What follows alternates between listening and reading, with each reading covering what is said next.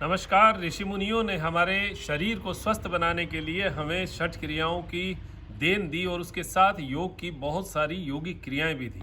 अब आज बात हमारी षट क्रियाओं की है। षट क्रियाएं हमारे शरीर की शुद्धि में काम आती हैं। आपने कपालभाति का नाम सुना होगा। कपालभाति हमारे शरीर को शुद्ध करता है, यानी कपाल जो हमारे मस्तक के ऊपर भांति ज्योति दीप्ति देता है वो कपाल भाति होता है। नाभि को अंदर स्ट्रोक करके झटके से श्वास को बाहर निकालते हैं। ये क्रिया हमारे शरीर के लिए बहुत लाभकारी है। आज का हमारा इस क्रिया का परिचय रहेगा और इसका लाभ और नुकसान क्या होता है वो भी मैं आपको आज बताऊंगा। देखिए, इसकी जानकारी मैं आपको दे दूं कि षट क्रियाएं क्या हैं। जो योग के माध्यम से शरीर की शुद्धि करने के लिए 6 प्रकार की षट क्रियाएं हैं, जिसमें नेति यानी नोस्टल को साफ करने के लिए, धोती यानी हमारे आमाशय को साफ करने के लिए, त्राटक यानी हमारी आंखों को साफ करने के लिए, बस्ती बस्ती यानी हमारी अपान वायु नीचे की आंतों को साफ करने के लिए, कपाल भाति हमारे फेफड़ों को साफ करने के लिए, और नौली हमारी आंतों को साफ करने के लिए। ये 6 क्रियाएं थी, जिसमें आज एक क्रिया की बात करूंगा जिसका आजकल प्राणायाम में यूज होता है। इसको प्राणायाम कहते हैं। नाभि को अंदर स्ट्रोक करना होता है, झटके से श्वास को बाहर निकालना होता है। कई लोग इसमें कंफ्यूज होते हैं कि श्वास लेना है या नहीं लेना।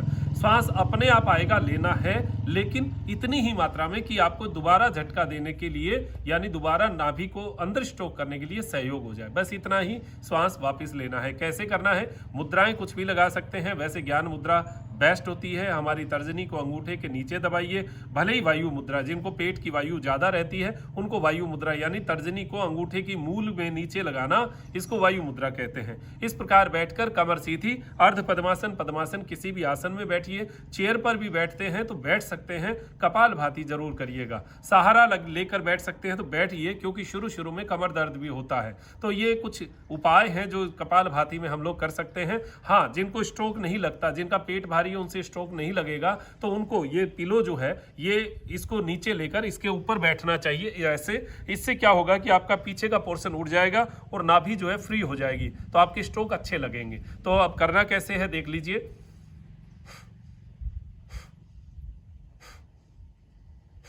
पूरा संयमित होकर आंखों को बंद करेंगे, पूरे शरीर को ढीला छोड़ेंगे, नाभि के ऊपर ध्यान करेंगे और झटके से श्वास को बाहर निकालेंगे। लाभ क्या है इसके? लाभ है हमारा फेफड़ा साफ होता है। जैसे चाय की छलनी में बार बार चाय छानने से उसमें चाय पत्ती जम जाती है और उसको उल्टा मारते हैं तो वो चाय पत्ती निकलती है, सेम हमारे फेफड़े का सिस्टम है। हम श्वास लेने में ज्यादा विश्वास करते हैं, छोड़ने में नहीं। कपाल भाती एक ऐसी क्रिया है जो कि फेफड़ों को बाहर उल्टा श्वास को फेंकने में काम आती है। इसलिए हमारे फेफड़े जो है साफ होते हैं। जब लंग्स साफ होते हैं तो हमारे शरीर की पूरी छलनी साफ हो चुकी है। हमारे ब्लड के अंदर अच्छा ऑक्सीजन बिना किसी प्रदूषण के पहुंचता है। इसलिए कपाल भाती किया जाता है। कपाल भाती करने से डबल फायदा है कि हमारा डायफ्राम जो है इसकी संकुचन की एक्टिविटी बढ़ती है। साथ में आंतों को जब हम अंदर स्ट्रोक करते हैं तो हमारा नेवल का एरिया जो है ये इसमें एक्टिवेट होता है, काम आता है। किसको कपाल भाती नहीं करना, ये ध्यान रखिएगा। उन लोगों को जिनको ज्यादा कमर दर्द हो, बैकएक रहता है, वो उनको कपाल भाती नहीं करना। जिनके ऑपरेशन हुआ हो, गर्भवती माताएं बहनें, पीरियड्स टाइम में माताएं बहनें, इसको नहीं करें। इस पूरे हिस्से में किसी को ऑपरेशन हो तो नहीं करें। और नाभि के अगर नाभि ऊपर चढ़ी हुई हो, ये 2 बातें बहुत विशेष है, मैं आपको बता दूं।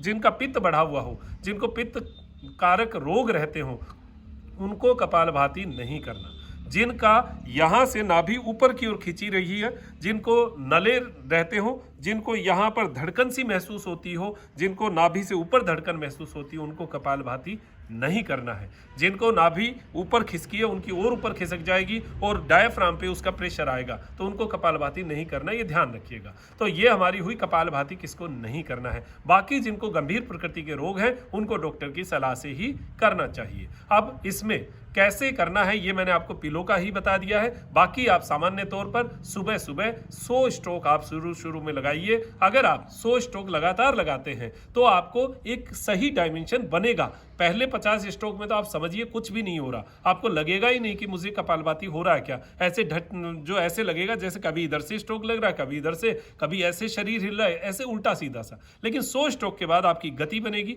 आपका तारतम्य बनेगा और नाभि जो है सही तरीके से अंदर जानी शुरू हो जाएगी। कैसे?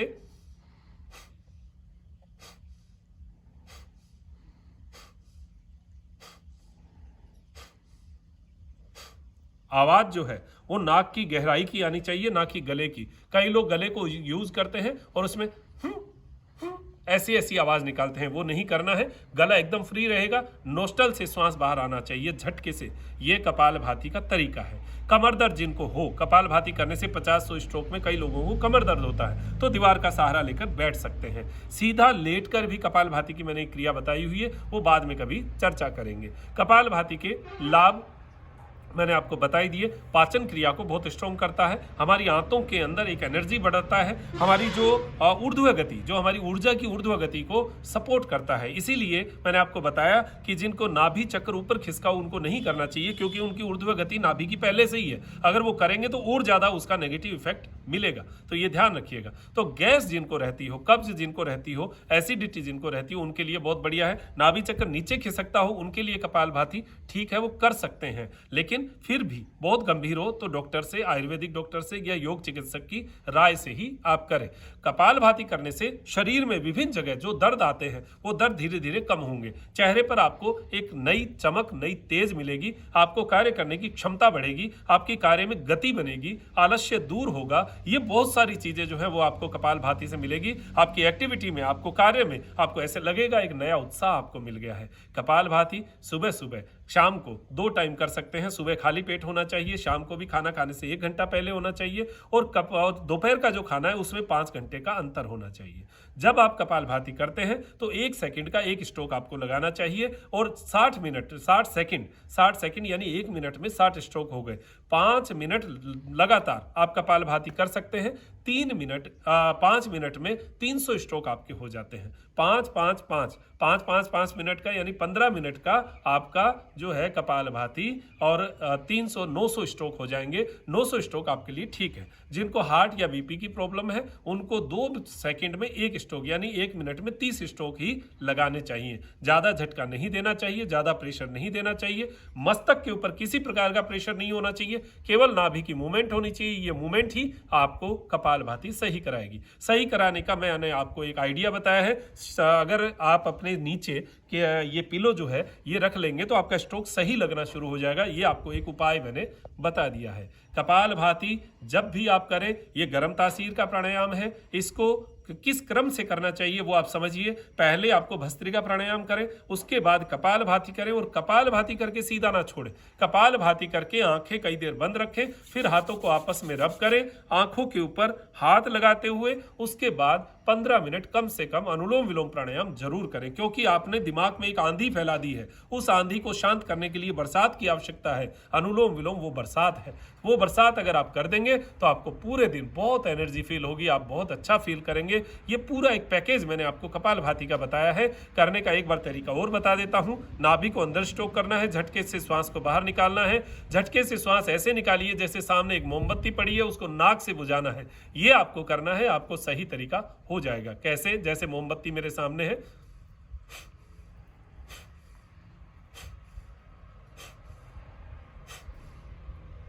जैसे आप मुंह से मोमबत्ती बुझाते हैं वो ऐसे बुझाते हैं।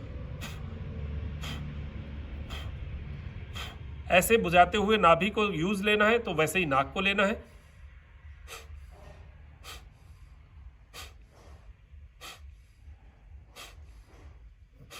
चेहरे पर कोई सिकन नहीं, कोई आपको चेहरे पर कोई तनाव नहीं। ये एकदम से इजी रूप से आपको इस कपालभाति को सीखना है। जीवन में अपनाइएगा, बहुत लाभ मिलेगा, बहुत जीवन स्वस्थ महसूस करेंगे। कोई पैसा नहीं लग रहा, किसी डॉक्टर के पास नहीं जाना, कोई दवाई नहीं लेनी। सिंपल एक क्रिया है जिसको आप सुबह सुबह कर लें तो बहुत बढ़िया है।